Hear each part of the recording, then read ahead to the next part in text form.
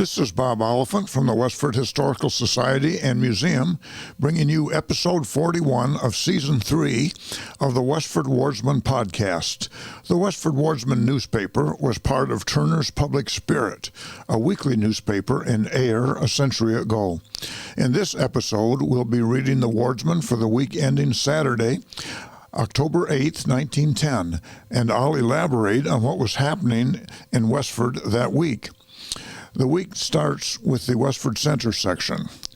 The new officers and committees for the recently organized Young People's Society at the Union Congregational Church, which at the time was at the corner of Lincoln Street and Boston Road, now the CPA, under the wise guidance of Mrs. Wallace, are as follows: Otis Day, President; Ethel Richardson, Vice President; Ida M. Trask, Secretary; Pauline Wallace, Treasurer; Social Chairman Hazel Hartford and Sadie McMaster; Prayer Meeting Anna Sims; Music Hazel Hartford and Sadie McMaster and Grace Robinson; Reverend and Mrs. Charles P. Marshall, he was a former pastor of the Union Congregational Church, and daughter Marion have been in town this week as guests at Mrs.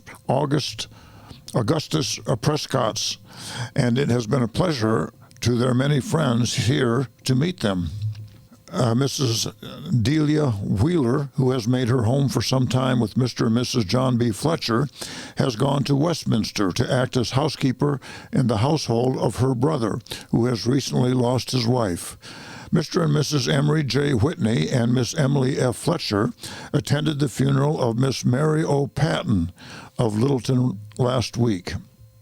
Alistair McDougall at the Agricultural College at Amherst has recently been placed in charge of the orchards of Professor Brooks.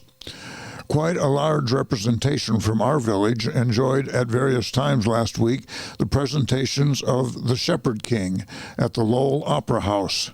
Saturday afternoon, a party of 12 went for the matinee. This was probably Il Re Pastori, composed in 1775 by Wolfgang Amadeus Mozart at the age of 19.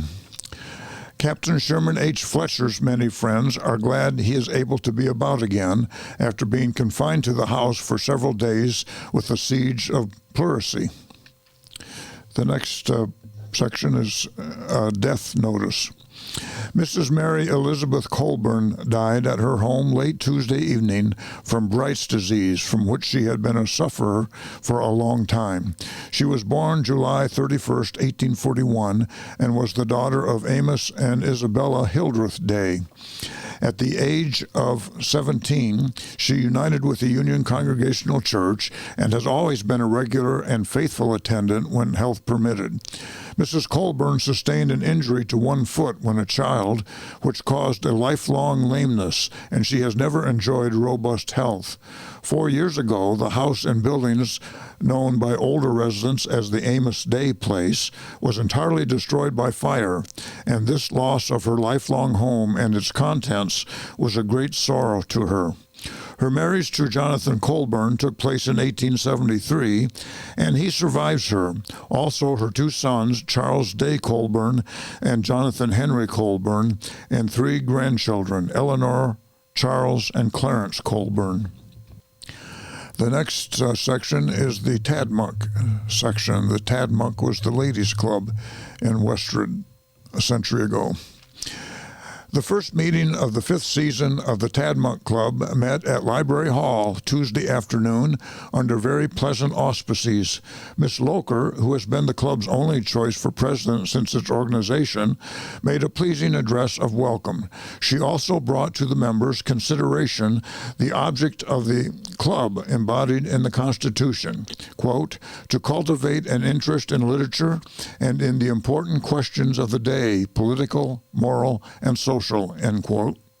Thinking these objects had been very fairly well realized for the progress, pleasure, and profit of the members, and sounding some note of regret that the scope of the club may not have been quite outreaching enough in philanthropic directions, and expressing the hope of some definite effort in this direction. The program for the day was in charge of the president, the subject being roll call. Answered with souvenirs, quote, roll call, answered with souvenirs of travel or historical interest, supplemented with travelers' tales, end quote, and proved delightfully in the working out thereof.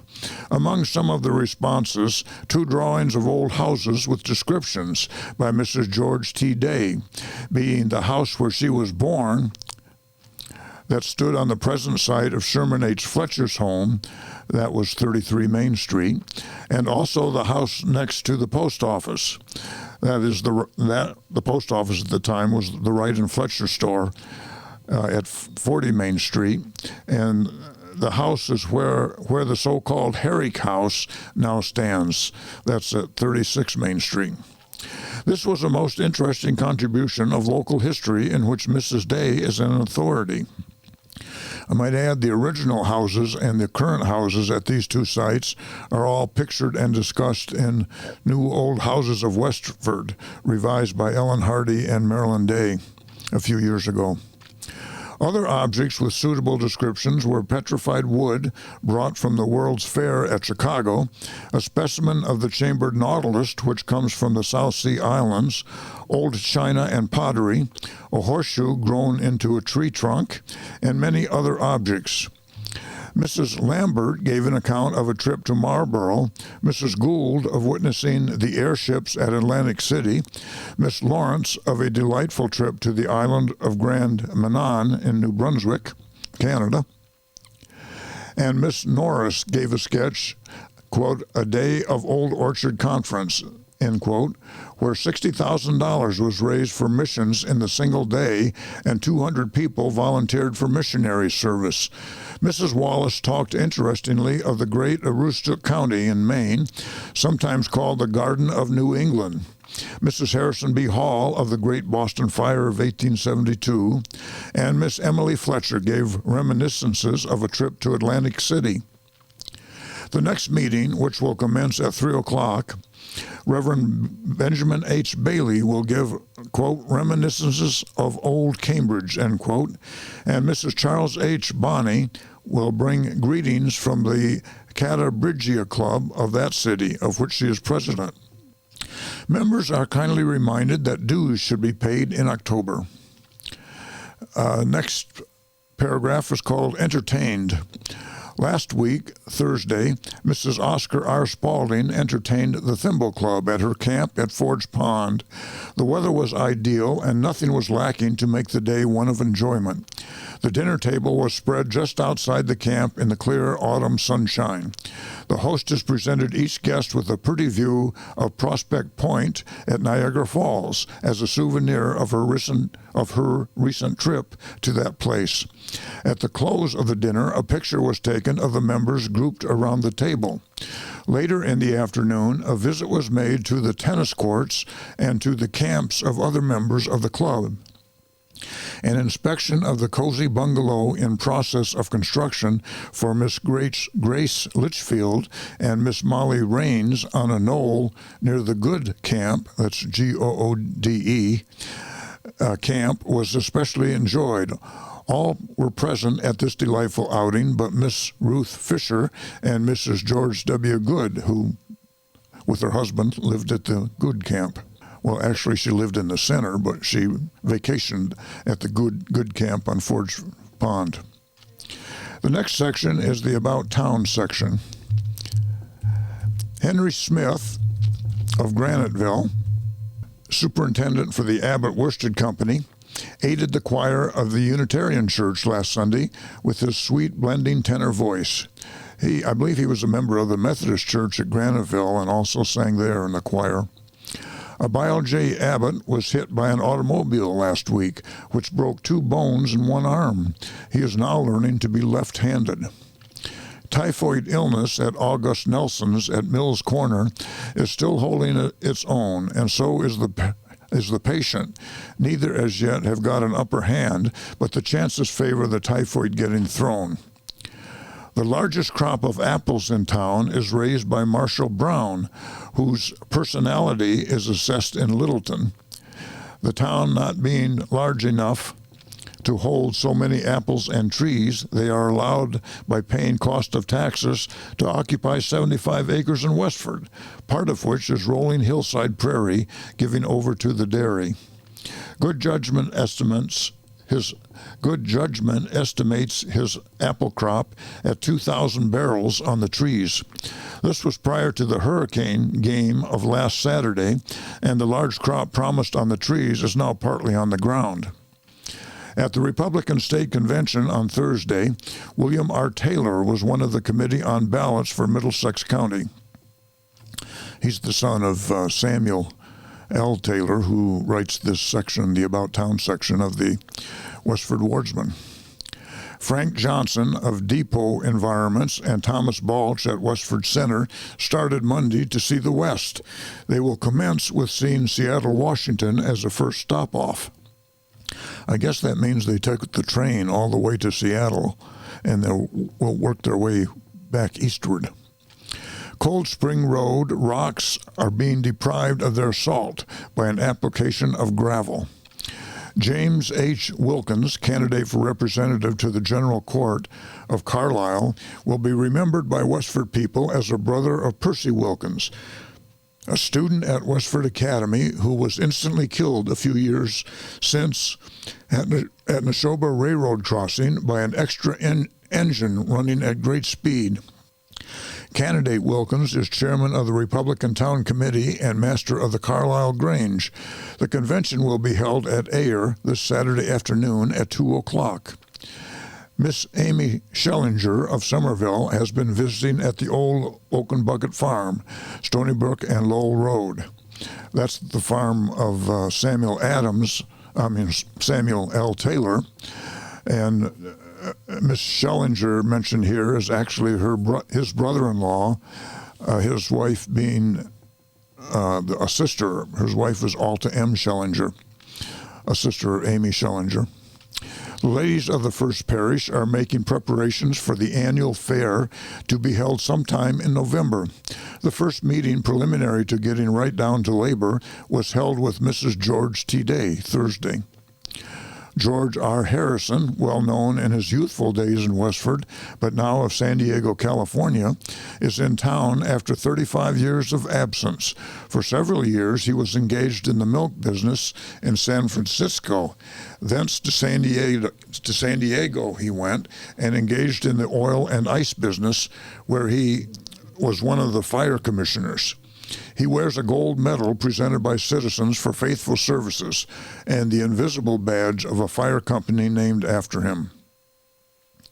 Mrs. George Howard of Bombrook, New Jersey, is visiting her father, Samuel L. Taylor, for a few days. Her given name was Martha Jane Taylor, married to George Howard, Jr. The next paragraph is entitled Accident. Notwithstanding the caution and efforts of the selectmen to regulate the speed of automobiles to the safety of the public, as well as of the inhabitants of the automobiles, headlong destructive speed still fills the air with swift, blinding dust. Even this did not prevent a smash-up accident early Monday morning on Depot Street at the Cold Spring Farm.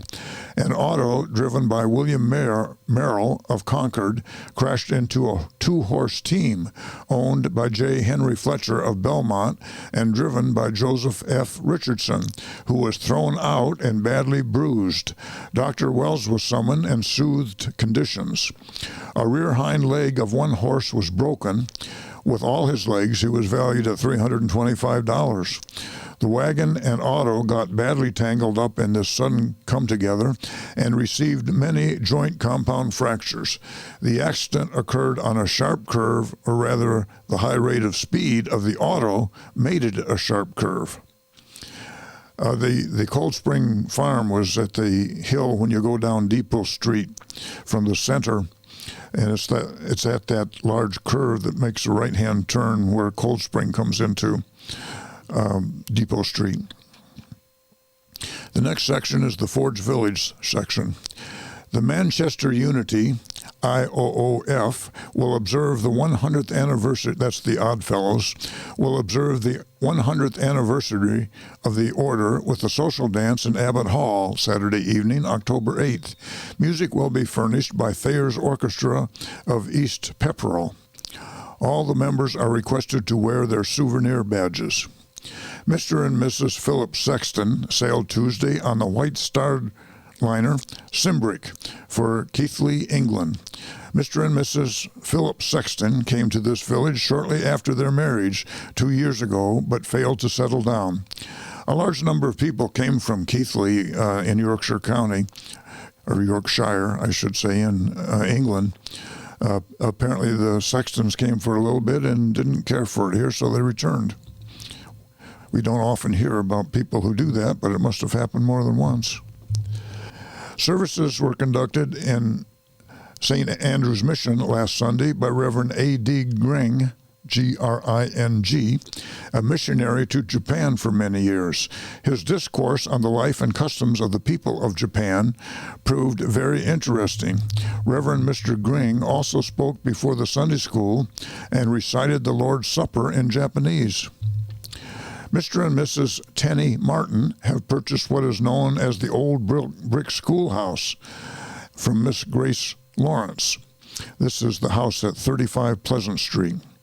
The house is at present occupied by Mr. and Mrs. Cummy Boucher and family. The price paid is $1,000. Miss Mary T. Madden, who has been spending the month of September as the guest of Mr. and Mrs. Hugh Daly, has returned to her home in New York City, where she will take up her duties as a trained nurse. The members of the LSC, that's the Ladies Social Club, met at Recreation Hall Thursday afternoon. After the usual work was disposed of, a dainty luncheon was served. 16 young people of this village journeyed to Lowell on Tuesday evening and enjoyed the performance of Frank Daniels in, quote, The Belle of Brittany, end quote, at the Opera House. The Belle of Brittany was a musical comedy in 2 acts and was first performed at the Queen's Theatre in London in October of 1908. It opened in New York City in 1909, starring Frank Daniels, who died in 1935. The comedy was written by Leadham Bantock and Percy Barrow, with music by Howard Talbot and Marie Horn and lyrics by Percy Greenbank. The village football season will commence on Saturday, when the club will play the Graniteville team on Cameron Grove at 3 o'clock. John Spinner has resigned the position of janitor of Abbott Hall, which he has held for many years. His genial countenance will be greatly missed at the social gatherings where he was well known. John Baker has been appointed janitor to succeed Mr. Spinner and commenced his new duties on Monday evening. At a meeting of the John Edwards Hose Company held Wednesday evening, plans were discussed to hold a social dance in the near future. At the last meeting of the firemen, the resignation of John Carmichael was received. John Spinner Jr. and Matthew Elliott were elected members of the Hose Company. Graniteville is the next section. The first of the Holy Rosary devotions, followed by the benediction of the Blessed Sacrament, was held in St. Catherine's Church on Sunday evening and was largely attended. After the services, the men of the parish were invited to remain for a short time, during which Father Doherty impressed upon them the importance of joining the Holy Name Society. The brief remarks were well heeded, and as a result, quite a few names were added to the roll. It is the intention to have the regular meetings held the 4th Sunday of each month at 6:45 p.m., so that all the members will have an opportunity to attend. The high winds that prevailed here on Saturday livened things up some, but no damage was done. At one time, it looked as though we would have a severe thunderstorm, but it luckily passed over and continued down the Merrimack Valley.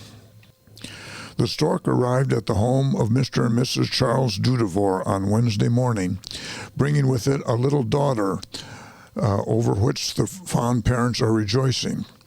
This was the announcement of the birth of Marjorie Bernadette Dudevor, born on October 5th, 1910. Fred Harris of Lowell has been a recent visitor at the home of his mother, Mrs. Alice Harris. Frank Conter and Charles Brooks have been drawn on the jury and are attending daily. Mrs. Annie Decker and her little son John, who have been visiting at the home of Mr. and Mrs. Arthur Charlton for the past few months, have returned to their home in Philadelphia, greatly improved in health. The next section is called Football. The sporting element of this village had an opportunity of witnessing a game of soccer football on Saturday afternoon between clubs representing Graniteville and Forge Village. The game is a new thing here, and in spite of the fact that the Graniteville 11 was composed mostly of novices in the association style of play, they won from Forge Village boys by the score of 4-2. The majority of the Forge Village team had played the game across the big pond, and the local players are very much pleased with the fine showing they made against their more experienced opponents. By the big pond, they mean the Atlantic Ocean, and these were probably boys who were born in England and immigrated over with their parents. The game was played in two 45-minute periods and was practically a continuous performance from beginning to end. About the only delay was caused in the first half when one of the timekeepers lost his watch and play was suspended for time being, and a general search made for the timepiece. It was picked up in a few minutes from where it had been dropped on the ground, and play was again returned. Although it proved to be a very interesting game, some of the boys are somewhat lame now due to the strenuous exercise. It is expected that these two clubs will meet again in Forge Village on next Saturday afternoon. A meeting for all those interested in the newly formed club was held here Tuesday evening in the Temperance Hall. That's the news in Westford for the week ending October 8th, 1910. Thank you for listening, and thanks to Ryan Cousins of Westford Cat for providing technical support. You can find transcriptions and podcasts from the Wardsman at our website at museum.westford.org, or visit the Historical Society's Facebook page for more Westford news from days gone by. This is Bob Oliphant, and I hope you will join us for next week's Westford Wardsman podcast. Thank you.